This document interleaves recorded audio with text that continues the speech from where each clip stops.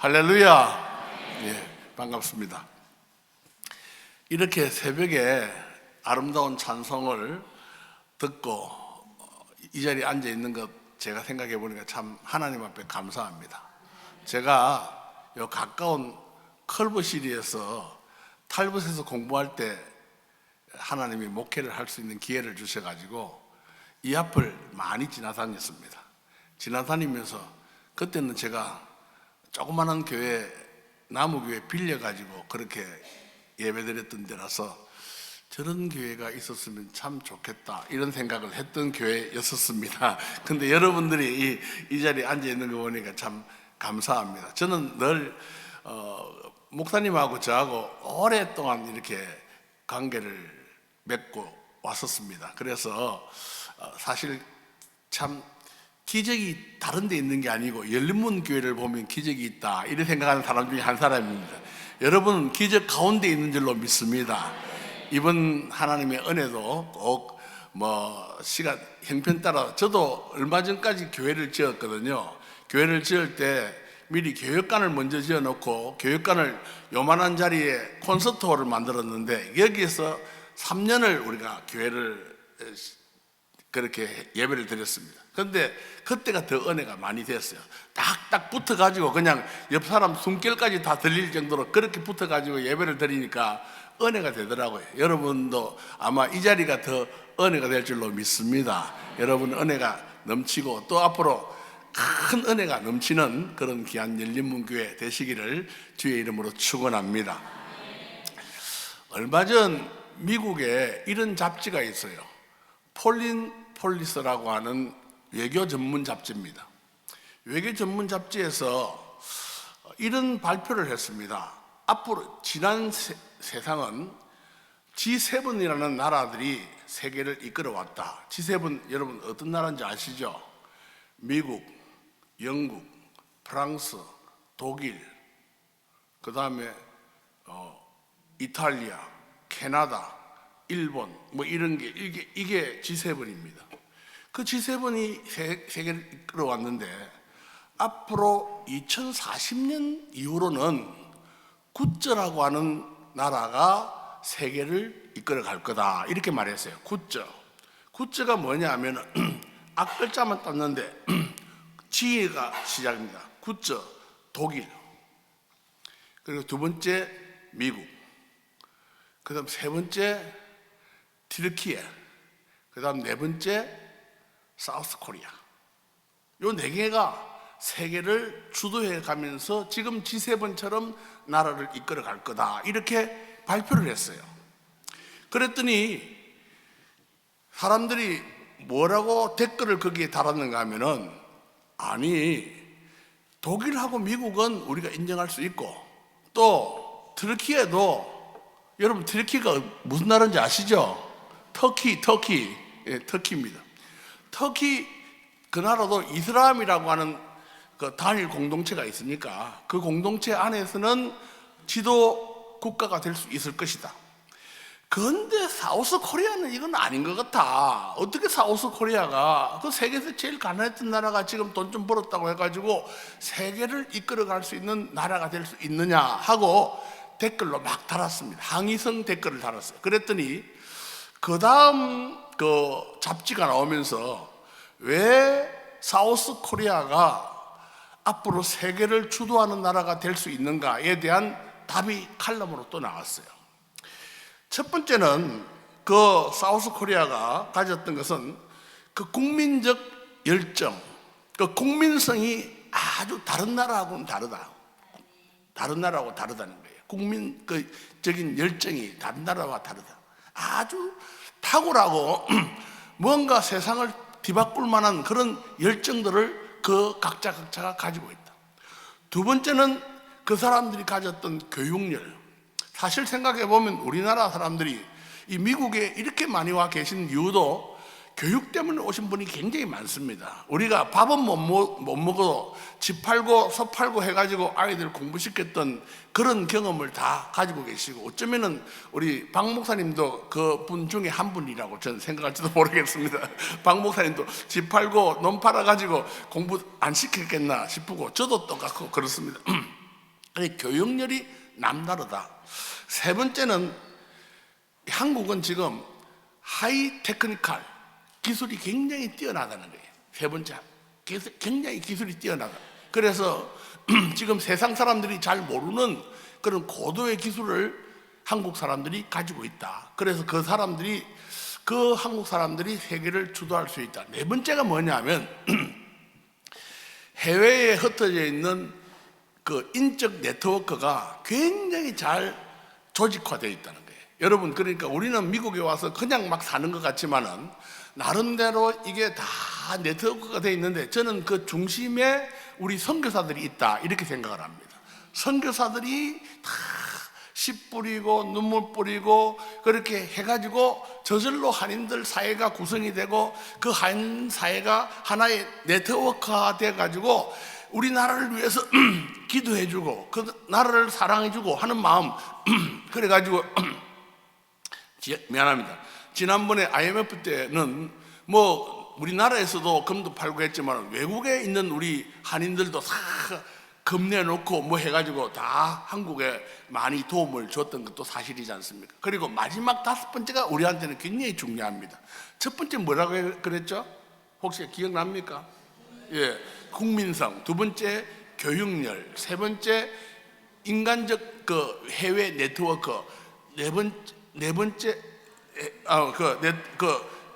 하이 테크니컬. 그리고 네 번째 인간적 네트워크. 다섯 번째 뭐냐면 개신교입니다. 개신교. 한국은 개신교가 사회를 주도하고 있는데, 그 개신교가 가지고 있는 아주 다이나믹한 그런 힘, 그것이 사회를 변화시키고 앞으로도 계속 그렇게 해나갈 것이다. 그러니까 그 개신교를 믿는 한국 사람들, 그 사람들이 많은 이상은 한국은 세계를 주도하는 나라가 될 거다 이렇게 말을 했습니다. 사실 여러분 생각해 보면 우리나라 사람만큼 우리나라를 잘 모르는 사람이 없는 것 같아요. 우리는 지금 겨우 이제 밥 먹고 살만하다, 잘 산다 뭐 이런 정도인데, 사실 저는 이렇게 한국도 살아보고 또 미국도 살아보면서 죄송합니다만 미국에 사시는 여러분들께 미안합니다만 요즘은 제가 미국에 올 때만 하더라도 미국이 우리보다 훨씬 잘 살았죠. 그런데 지금은 우리가 조금 더 잘 사는 것 같아요. 조금 미안합니다. 본국 사람들이 조금 더 잘 살아요. 조금 더 잘 삽니다. 왜 조금 더 잘 사는가 하면은, 첫째는 뭐 의료 시설을 보면요, 여러분들은 여기서 한번 병원에 한번 가려면은, 저도 이렇게 병원에 갔는데 한번 가려 그러면 만약에 제가 심장 스턴트 이걸 했다고 생각해 보세요. 피 검사 하는데 며칠 걸리죠. 예약해야 되죠.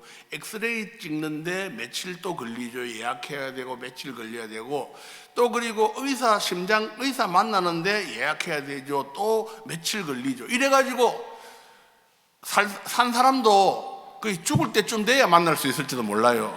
그런데 지금 우리나라는요, 한 번 딱 오면은 한 자리에서 피검사, 엑스레이, 뭐 수술도 하루 만에 다 해봅니다. 한 2시간이면 다 해버려요. 그러니까 이게 뭐 보통 좋은 게 아니지 않습니까? 조금 부럽죠, 여러분. 이런 사회에서 우리가 살고 있거든요. 그러니까 이제 그래서 지금 이제 사실 미국에 있는 한인들과 또 우리 한국, 우리 개신교회, 특히 우리 믿는 사람들이 하나가 돼가지고 나라를 위해서 진짜 많이 기도해야 될 때인 줄로 믿습니다. 지금 조금 약간 그런 어려움이 있지만은 하나님이 반드시 우리나라를 회복시키시고 북한도 통일시키시고 함께 손잡고 세계를 향해서 하나님 살아계신다 소리 한번 지르도록 만들어 주실 줄로 믿습니다. 그런 은혜가 우리 가운데 있기를 주의 이름으로 축원합니다. 자, 그래서 오늘 저는 예수님과 혼인잔치라는 제목의 말씀을 여러분들에게 드리겠습니다. 오늘 본문에 보면 주님과 그의 제자들이 한 결혼식장에 초대를 받아갔습니다. 일반적으로 결혼식장 하면 굉장히 기쁨이 충만한 곳이잖아요. 결혼식장만큼 기뻐하는 곳은 없어요. 그렇게 기쁨이 충만하고 특히나 그 중동 지역은 굉장히 결혼식에 기쁨이 충만하더라고요. 제가 언제 한번 트르키에, 지금 터키죠. 지금의 트르키예인데 터키 때 한번 거기를 갔습니다. 그래 갔는데 성지순례 한다고 갔는데요. 마침 어느 마을에 갔는데 그 마을에 결혼식이 있더라고요. 근데 결혼식이 있는데 온 마을 사람들이 나와가지고 손에 손을 잡고 우리나라 강강수올래 하는 것처럼 그렇게 손 잡고 막 빙빙 돌면서 춤을 추더라고. 춤을 추는데 우리가 그 옆에서 이렇게 보고 있으니까 우리 보고 막 들어오라 해갖고 저도 같이 손 잡고 춤을 췄습니다. 춤을 같이 추고. 그리고 왜 이렇게 춤을 추냐 하고 물었더니 결혼식이 있는데 신랑이 지금 곧 올 때가 됐는데 막 이렇게 춤을 추고 있어요. 그래 춤추다가 보니까 목마르니까 또 그냥 이제 뭘 주더라고요. 차 같은 걸 주더라고요. 우리는 차를 마셨고 자기들은 뭐 포도주를 마셨는지 모르겠지만 좌우간 그렇게 막 마시는 것도 주고 막 그렇게 하더라고요. 그거를 중동에는 3일에서 일주일까지도 할 수 있답니다. 멀리 사실 누군가 신랑이 오든지 신부가 오든지 이러면은 그 사람들이 올 때까지 그렇게 잔치가 여흥이 계속돼야 되는 거예요. 그런데 오늘 본문에 보면은 이 잔치집에 포도주가 떨어졌어요. 포도주가 떨어졌다는 것은 우리나라로 말하면은 잔치집에 돼지고기 떨어진 거하고 비슷할지도 모르겠습니다. 좌우간 굉장히 잔치 주인이 준비가 소홀한 그런 티를 내는 것이에요.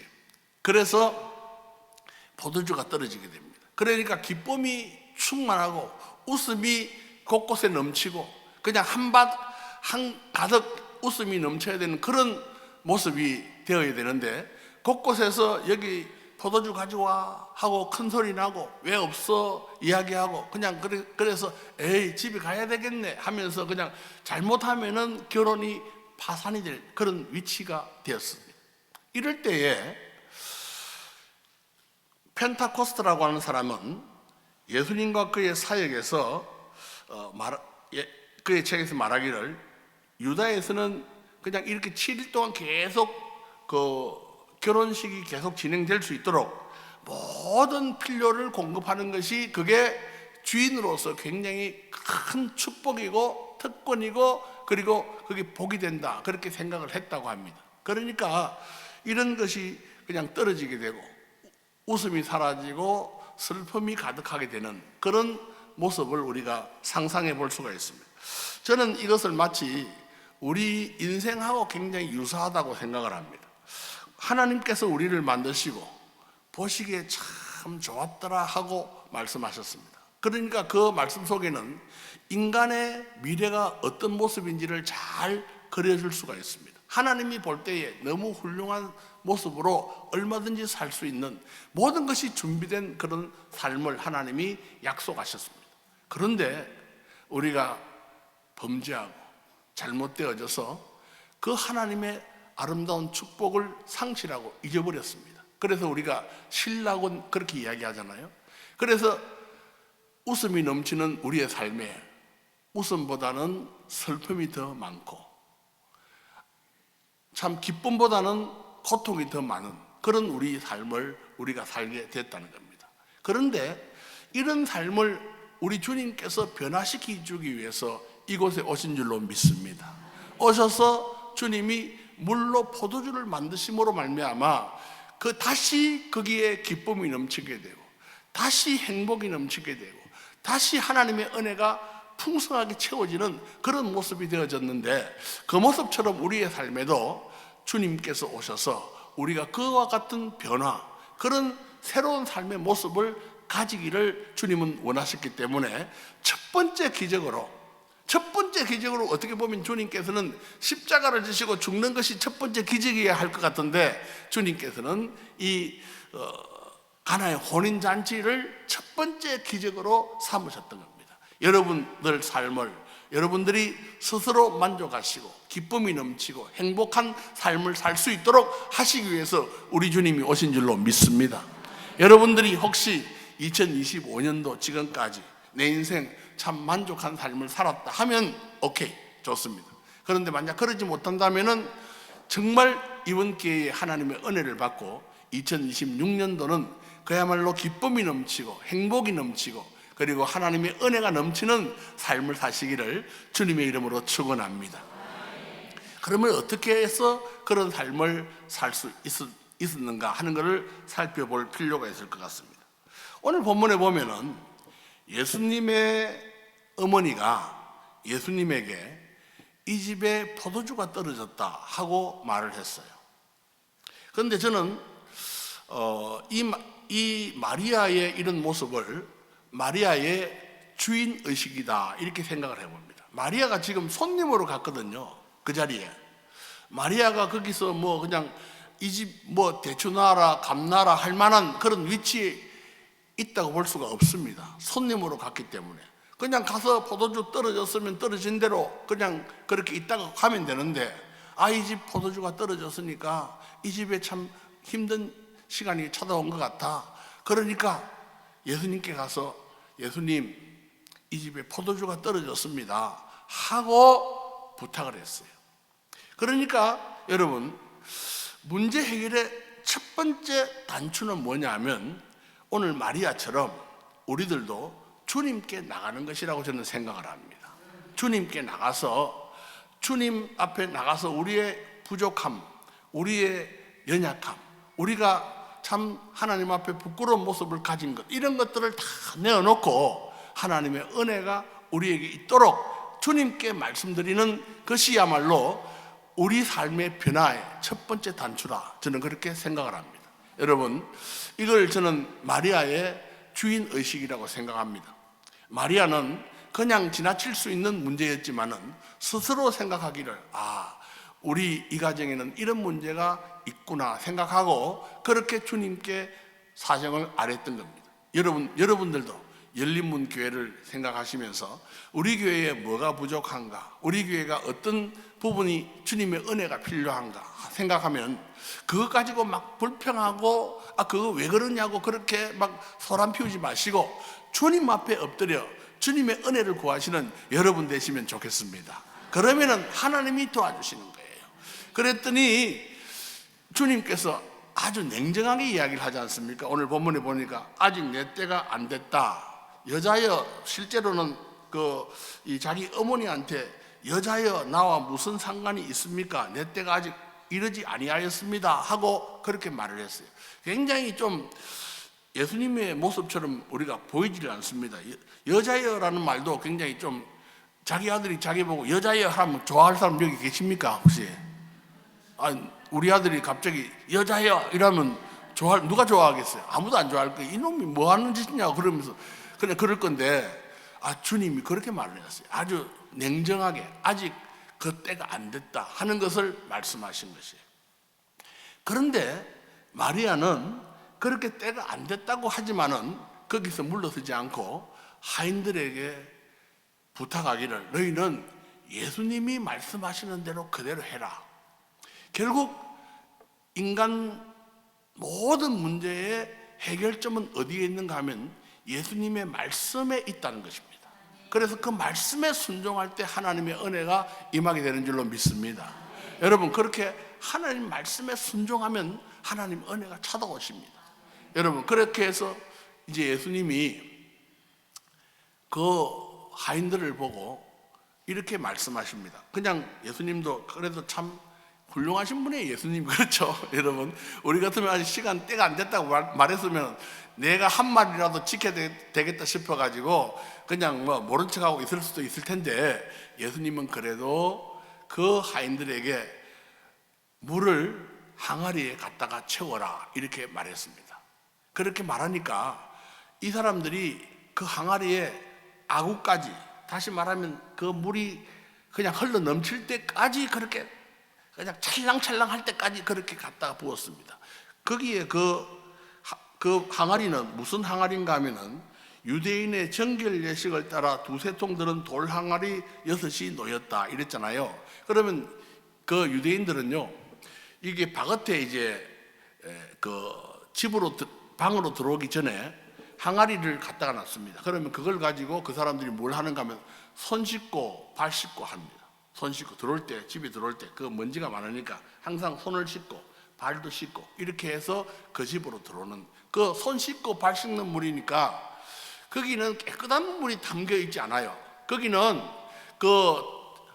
비가 오면은 지붕에서 물이 떨어져 가지고 글로 연결되도록 그렇게 다 숲 같은 걸로 다 만들어 놨습니다. 그래서 비가 조금이라도 오면은 거기로 물이 떨어집니다. 그러니까 항상 거기는 먼지, 모래 뭐 이런 것들이 같이 있는 그런 항아리입니다. 그 항아리에 물을 갖다 채우라 그랬어요.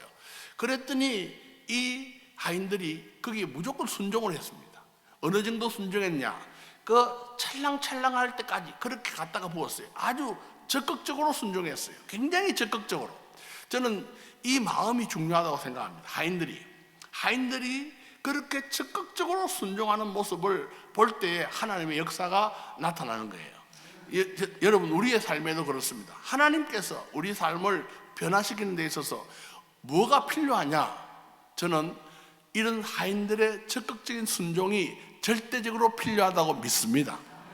그런 순종을 우리의 삶을 변화시키고 새로워지게 하고 놀라운 은혜가 있게 될 줄로 믿습니다. 2026년도는 주님과 함께하는 여러분 삶이 되시고 또 그 말씀에 순종하는 여러분의 삶이 되시기를 주님의 이름으로 축원합니다. 제가 이 컬버시의 샬롬이라고 하는 교회에서 한 3년을 목회를 잠깐 했습니다. 그때 제가 이제 탈벗에서 공부를 했는데, 탈벗은 월요일부터 금요일까지 학교를 늘 가야 했었어요. 그래서 다른 일을 하기가 힘듭니다. 그런데 제가 참 우연찮게 그 교회를 가서 설교를 하고 거기서 그분들이 꼭 자기 교회를 맡아달라고 해서 제가 그럼 약속을 했어요. 나는 이렇게 공부가 내 주된 목적이고 공부하면은 끝이 나면은 한국으로 가야 된다. 그래서 여러분들한테 내가 교회 와서 설교를 한다 하더라도 주일날 밖에는 목회를 못한다. 그래도 괜찮냐? 그러니까 좋다 그래요. 그래서 제가 갔습니다. 근데 뭐 사실 주일날만 하기가 어렵죠. 그래서 금요일 저녁을 성경 공부반으로 만들어 가지고 이렇게 같이 공부도 했었습니다. 근데 그때 얼바인에서 오시는 분이 계셔서, 부부가 아주 신실한 분이에요. 멀리까지 오시죠. 컬버시까지, 얼바인에서 여기까지 오는데 뭐 거의 1시간 넘어 걸리잖아요. 그런데 그렇게 늘 오시는 분이 계셨어요. 그런데 그분들은 참 신앙이 좋았고 말씀을 늘 가까이 하는 그런 분이었습니다. 집에 가보면 항상 웬만한 이렇게 보이는 자리에는 성경 붙여놓고 외우고 암송하고 늘 이런 분들이었는데, 근데 이분들이 한 번은 목사님, 우리 부부가 싸웠다는 거예요. 그래서 집사님 가정 같은 분들도 싸웁니까? 내가 그렇게 하니까 예. 그리고 어떻게 됐습니까? 하고 물었더니 이 부부가 싸워가지고 부인은 그냥 화가 나가서 2층 방으로 가버리고 남편은 1층에 앉아가지고 거실에 앉아서 텔레비 보고 뭐 이렇게 이제 떨어져 있는 거예요. 아이들이 저녁 시간이 되니까 배가 고프니까 뭐 엄마한테 가서 이야기해 보니까 소리도 없고 결국 아버지한테 와서 아빠 배고프다 밥 주라 이렇게 이야기된 거예요. 이러니까 야, 엄마한테 가라 이렇게 하려고 그러다가 막 이럴 때 화해를 해야 되겠다 싶어가지고 이제 아이들을 데리고 2층 방에 올라갔습니다. 올라가가지고 문을 두드려 보라 하고 또 소리를 질러 보라 하고 해도 아무 소리가 없어요. 엄마가 단단히 화가 나가지고 문을 딱 걸어 잠그고 안 나오는 거야. 한참을 그렇게 하다가 갑자기 이분 마음속에 이런 생각이 들었어요. 이분이 그 문 앞에 심호흡을 하고 그리고 문을 두드렸습니다. 볼지어다 내가 문 밖에 서서 문을 두드리노니 누구든지 내 음성을 듣고 문을 열면 내가 그와 더불어 먹고 마시리라. 요한계시록 3장 16절 말씀을 딱 외웠답니다. 그랬더니 그렇게 소식이 없던 그 문이 철썩 열리면서 너희가 나를 떠나서는 아무것도 할 수 없느니라 이라고 나오더랍니다. 그랬다는 게 그날 저녁에 우리가 이렇게 웃었습니다. 여러분, 하나님의 말씀에 우리가 순종하고 믿음으로 살면은 곤란 중에 우리의 힘이 되시고 능력이 되시고 은혜가 되시는 줄로 믿습니다. 그러므로 여러분들 모두가 다 그런 마음과 그런 믿음을 가지고 사실 때 하나님의 역사가 나타나게 될 줄로 믿습니다. 근데 아까 그 하인들 이야기를 잠깐 들어가 보십시다. 얼마나 순종을 했는가. 그 사람들이, 하인들 중에는 머리 좋은 사람도 있었을까요? 없었을까요? 있었죠. 그러면 지금 그 손 씻는 그 항아리에 물 떠가지고 그걸 떠서 가지고 가라 그러는데, 이거 가지고 가면은 저 연회장 가가지고 내가 이거 가지고 뭐 이런 걸 가지고 왔냐 하고 그냥 혼내거나 때리거나 하는 사람이 있었다고 생각을 할 수 있었을까요? 없었을까요? 할 수 있죠. 얼마든지 내가 잘못 가지고 너 뭐 하는 짓이냐 하고 막 그냥 혼낼 수 있죠. 그러니까 예수님 말씀에 이걸 조금 수정을 해야 될 필요가 있다고 생각한 사람들이 있을 겁니다. 그 예수님께 이런 말을 할 수가 있죠. 예수님, 지금 저기서 필요한 거는 그냥 포도주입니다. 포도주. 그런데 그걸 거기 물 갖다가 그냥 갖다 붓고 그 물을 다시 갖고 가라는 거는 좀 이건 말이 안 되지 않습니까? 그러니까 제가 이런 방법이 하나 있습니다. 지금 부엌에 가면은 우리가 포도주 담았던 그릇 항아리가 있습니다. 그 밑에 지금 찌꺼기도 다 찌꺼기 다 있어요. 그러니까 거기다가 물을 한 두 바퀴처럼 넘어 붓고는, 그 한국에 가면 진로 소주라고 있는데 그 소주 한 2병 사가지고 부어가지고 흔들어서 갖다 주면은, 아 그거 뭐 그냥 포도주인지 뭔지 지금 지혜가 있는데 뭐 알게 뭡니까? 그러니까 그렇게 하면 어떻겠습니까? 하고 말할 수 있었을까요? 없었을까요? 있었죠. 왜냐하면 이게 본래 그 사람들이 그때 한 거예요. 심지어는 지금 오디세이 그 펜타코스트가 쓴 책에 보면요, 100배까지 포도주를 희석시켰다 이런 말입니다. 그 보통으로 한 3배 정도 그렇게 하는데, 보통은. 그러니까 포도주 1이면 물 한 3번 넣어가지고 갖다가 줬다는 거예요. 그러니까 점점 나쁜 게 나올 수밖에 없는 게, 그냥 먹던 포도주 다 먹고 거기에 물 갖다 붓고 갖다 주고 이러니까 점점 나쁜 게 나온 거예요. 그런데 이 사람들이 아무 그런 이야기를 안 했습니다. 이 순종을 할 때 이 하인들이 순종을 하려면 이렇게 해야 되는 거예요. 이렇게 그냥 하나님 앞에, 말씀 앞에 이런 순종을 하면은 변화가 찾아옵니다. 그런데 자기 머리를 다 쓰고 내가 생각해 보니까 이건 아닌데 하면서 그 하나님 말씀을 조금씩 왜곡시키면은 거기에는 역사가 일어나지 않습니다. 기적은 어디서 나오느냐 하면은 바보 같은 순종 속에서 나오는 줄로 믿습니다.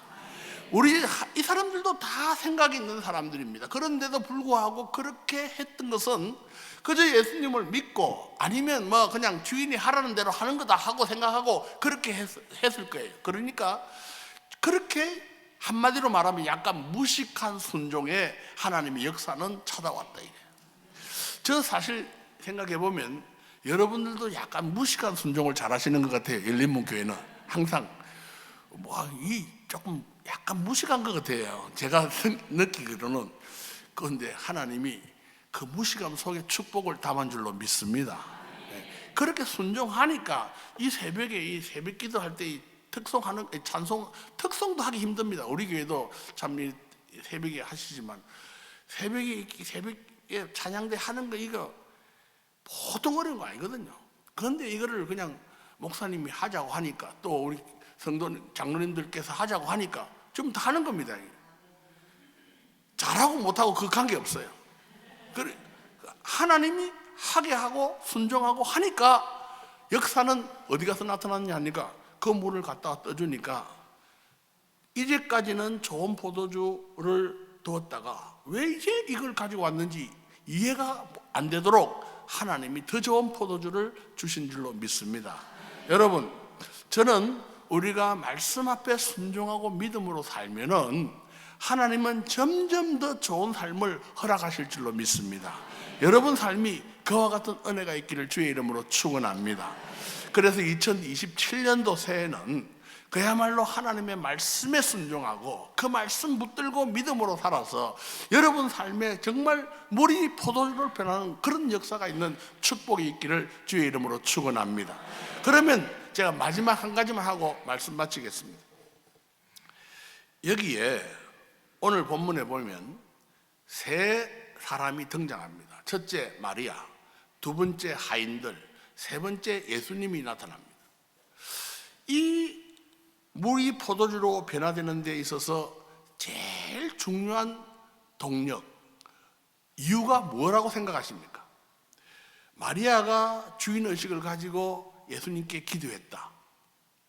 두 번째, 말없는 순종, 바보 같은 순종한 그 종들의 순종 때문에 물이 변하여 포도주가 됐다. 아니면 예수님이 계셨기 때문에 물이 변하여 포도주가 됐다. 1번, 2번, 3번으로 하겠습니다. 1번이라고 생각되시는 분 손 들어 보시죠. 장로님 손 든 겁니까? 아닙니까? 2번 어디예요? 2번 있습니까? 혹시 역시 순종해야 하나님의 기적이 나타난다. 세 번째, 예수님이 계셨기 때문에 그 자리에 역사가 나타났다. 예. 이미 답을 다 아시고 계신 분이 다 아신 줄 알고 제가 물었습니다. 여러분, 예수님이 계셨습니다. 어디에? 그 집 안에. 다시 말하면 우리의 중심에 예수님이 계셔야 변화는 시작됩니다. 여러분 삶 속에 예수께서 우리와 함께 하실 때 그 자리에 하나님의 역사가 나타나게 되는 줄로 믿습니다. 여러분이 그런 믿음을 가지고 예수님의 말씀을 붙들고 예수님과 함께 내가 이제 2027년도 시작하겠다, 그런 마음을 가지고 출발을 하시면은 하나님이 여러분 삶에 책임져 주십니다.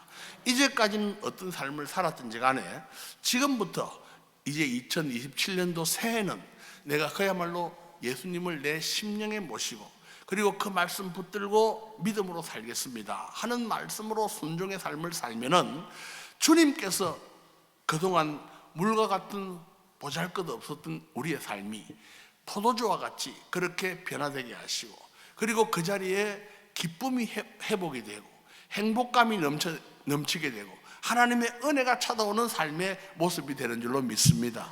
사랑하는 성도 여러분, 여러분의 삶이 이와 같은 모습이 되시기를 주님의 이름으로 축원합니다. 여러분의 삶이 2027년도 새해는 물이 변하여 포도주 되는 놀라운 역사와 같은 은혜가 있기를 주님의 이름으로 축원합니다. 축원합니다.